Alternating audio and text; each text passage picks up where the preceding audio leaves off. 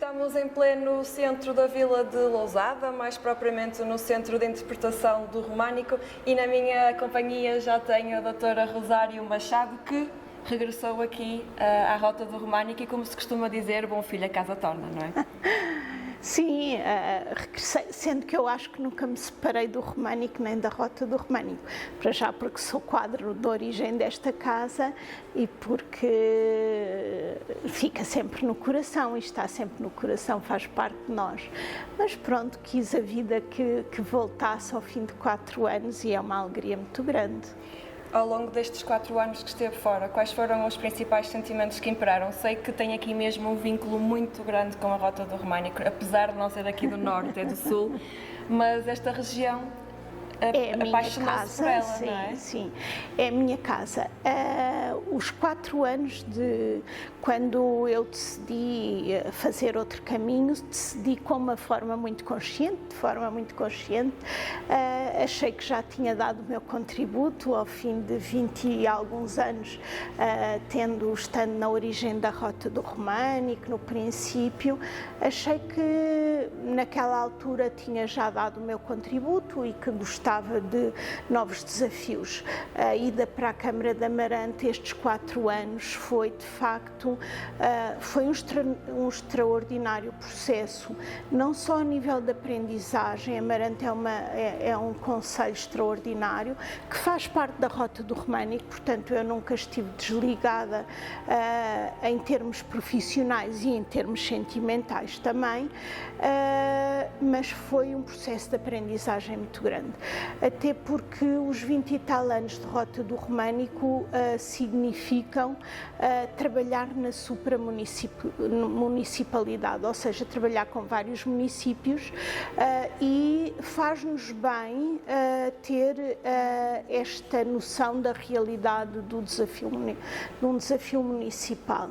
E, portanto, aprendi imenso em termos pessoais, foi dos processos mais enriquecedores da minha vida e aprendi imenso. Continuo ligada ao município de Amarante pela direção dos museus, mas confesso que me custou muito separar de quem me conhece, sabe que eu me ligo muito aos processos, mas pronto, se calhar o dever chamava-me novamente para voltar a este espaço, a este projeto, e cá estou com muita alegria também.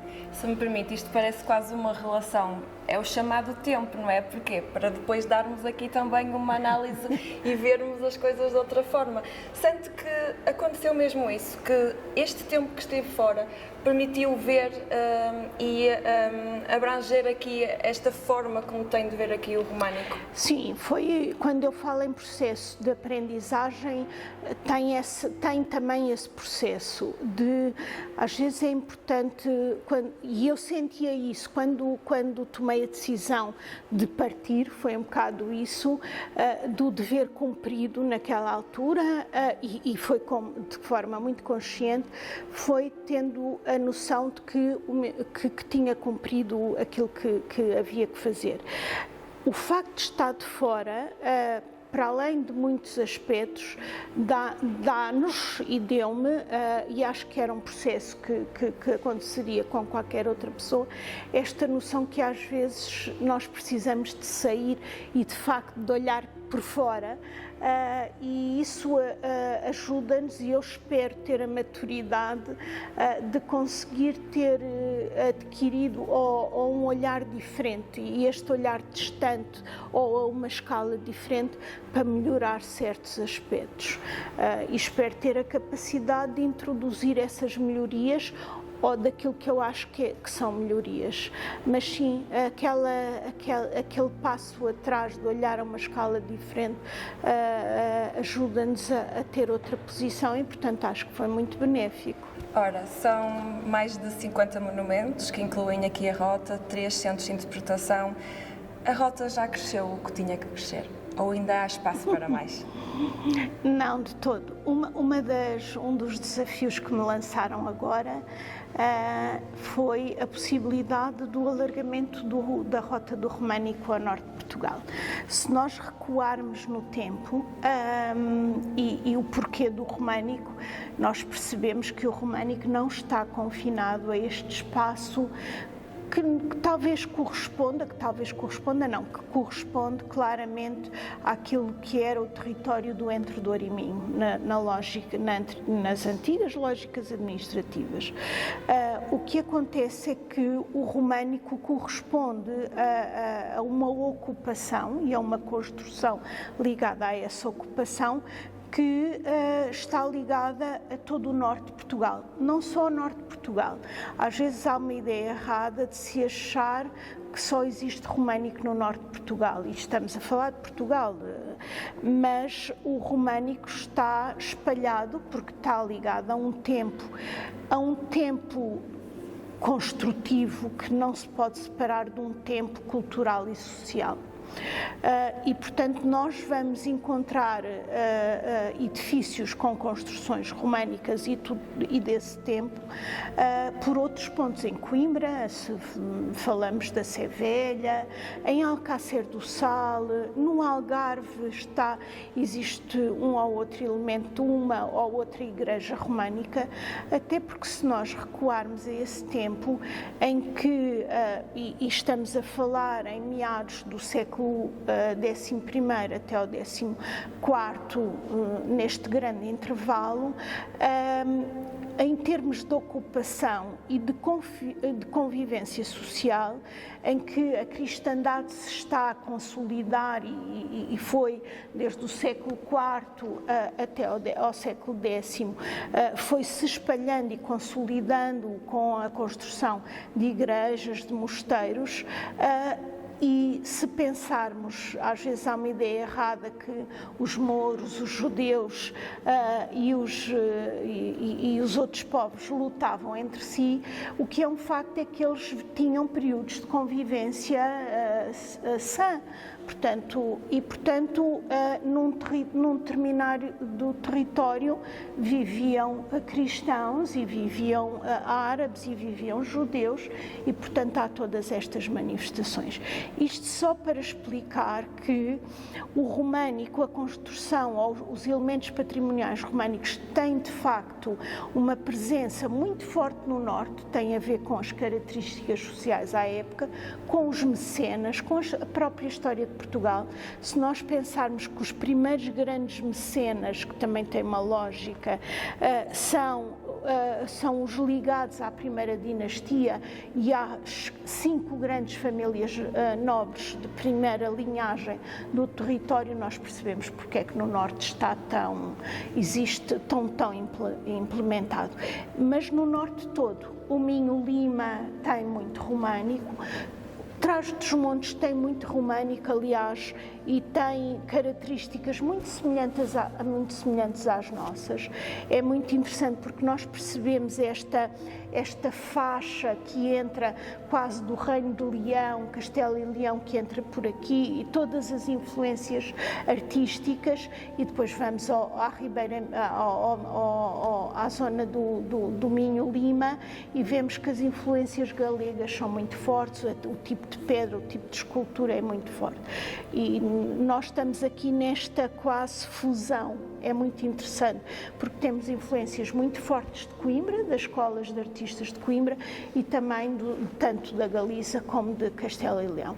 Isto para dizer que o norte tem muito românico, tem muito ainda por estudar, por investigar, tem românico de uma preciosidade extraordinária, porque Portugal teve os melhores mestres canteiros, teve as melhores oficinas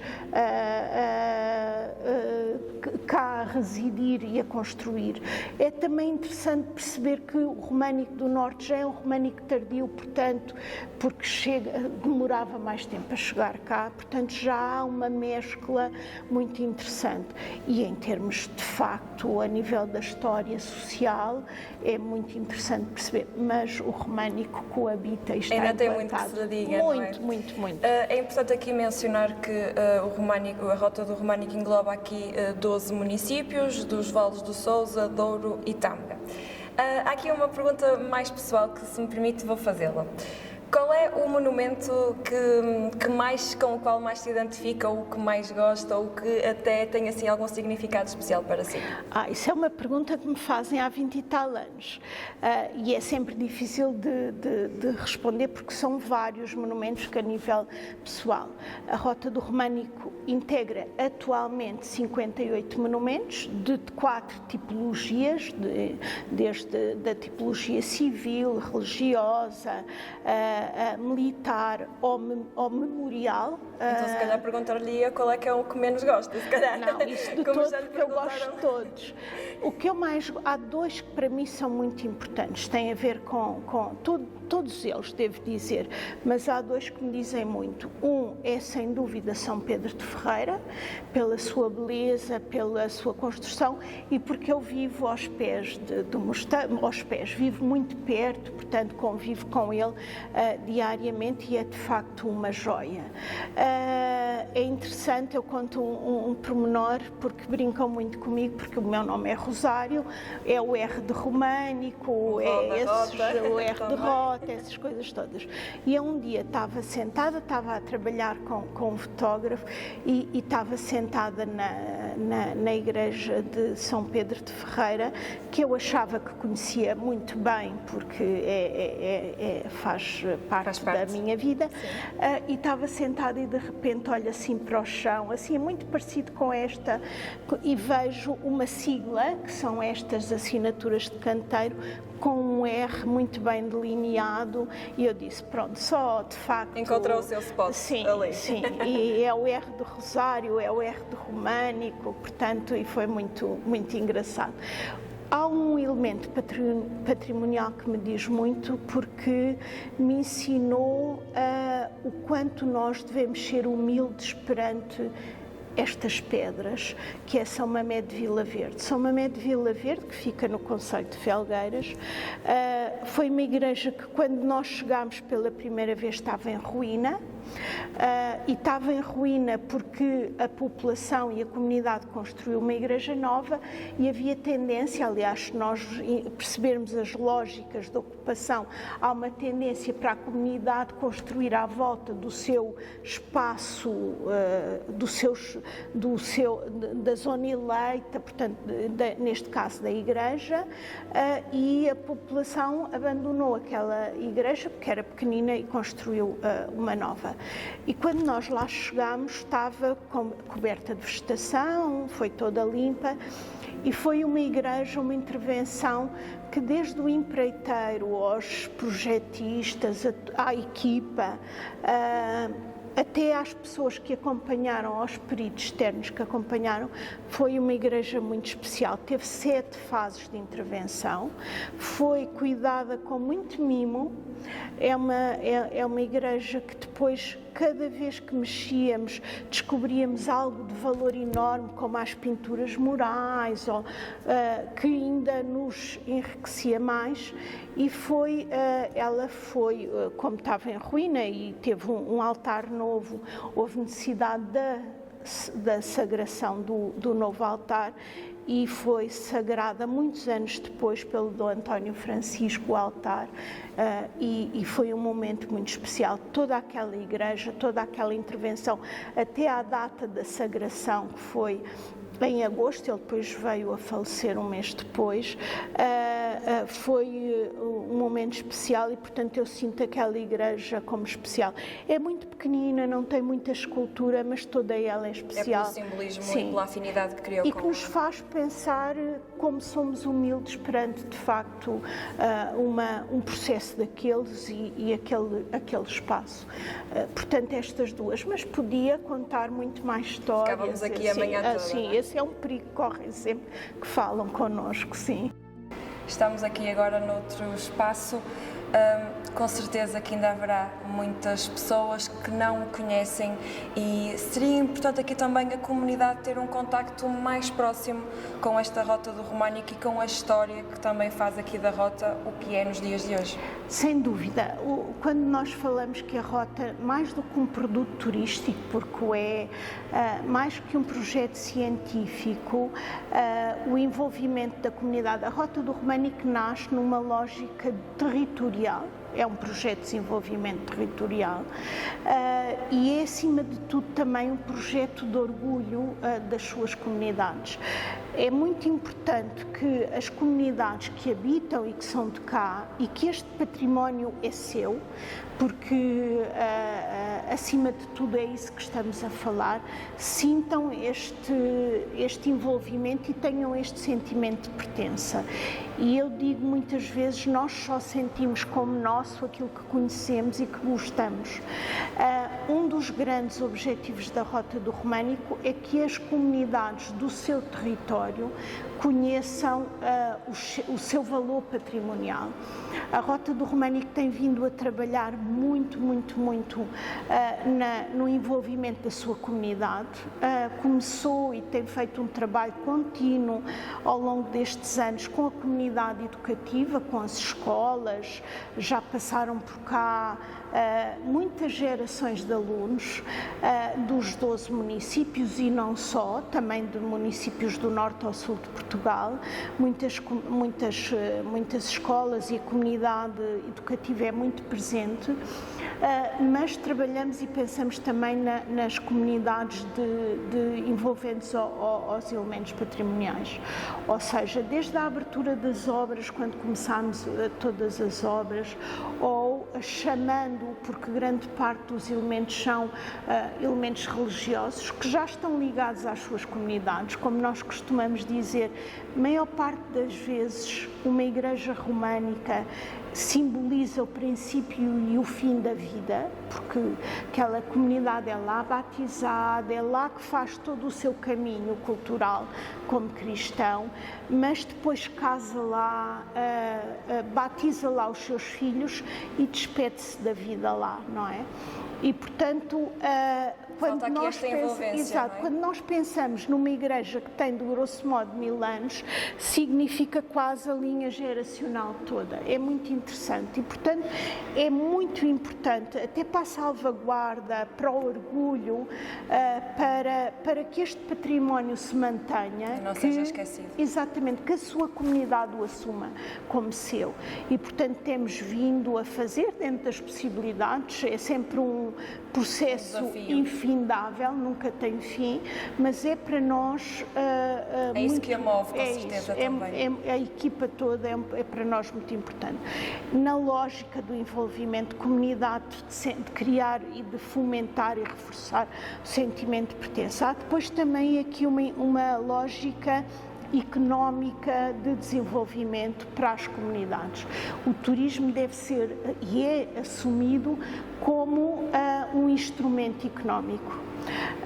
E, portanto, a construção do processo do produto turístico estruturado, é importante que as comunidades também olhem para este recurso como um elemento de geração de receita e de criar negócio e de ter a capacidade de serem empreendedores e de olharem para a Rota do Românico como um produto que cabe a entidades públicas, como é o nosso caso de estruturar, mas depois cabe aos privados e às comunidades também fazerem deles um recurso de desenvolvimento e de desenvolvimento económico, claramente. Não só a nível do alojamento, da restauração, conjugando outros recursos importantes e que o território é riquíssimo em torno de um produto estruturado poder fazer valer. Portanto, nessa lógica, a Rota do Românico tem um papel de desenvolvimento e de criação de bem-estar para a sua comunidade, sem dúvida. Agora que regressou, o que é que, digamos, não é promessas, porque não é política, mas o que é que pode garantir, ou para além daquele objetivo que mencionou de alargar a rota aqui para toda a região norte, o que é que pode garantir, porque a Rosário é um dos maiores rostos da Rota. Há quem diga que com a sua saída a Rota perdeu aqui um pouco a sua dinâmica. Portanto, neste sentido e nesta ótica, o que é que podemos esperar ainda da Rosário nos próximos tempos enquanto diretora da Rota do Românico? Eu acho que não é só da Rosário, porque não sou só eu, obviamente. Mas é o rosto... Sim, e a equipa da Rota, não sendo uma equipa muito grande, é uma equipa que crescemos todos juntos, aprendemos uns com os outros, porque a Rota foi e ainda é um projeto pioneiro, não temos assim tantos exemplos. Aprendemos com muitas tropeções a levantar-nos. A única coisa que eu posso garantir é que da minha parte e dos meus colegas, porque somos uma equipa, vamos dar o nosso melhor como sempre demos e que acreditamos que salvaguardando, sim, e que a nossa missão tem sentido. Isto não é uma missão filantrópica, é o nosso trabalho, como qualquer um que presta o seu trabalho, e nós, como agentes públicos, temos essa missão e como técnicos temos essa missão. E o que podemos garantir é que continuamos a acreditar, que continuamos a respeitar aquilo que nos pedem e a dar o nosso melhor e a acreditar que este território e esta região norte merece todo o nosso empenho e que tem um valor enorme para desenvolver e para continuar a desenvolver. É a única garantia que podemos dar, é essa, e que fazemos todo o trabalho com muito empenho e com paixão. Não só minha, mas dos meus colegas todos. Muito obrigada por nos ter recebido e por nos mostrar aqui estas várias salas que fazem parte aqui do Centro de Interpretação. Por isso, já sabe, se sentiu curiosidade a ver aqui estas imagens, pode vir aqui também conhecer o Centro de Interpretação do Românico aqui na Vila de Lousada.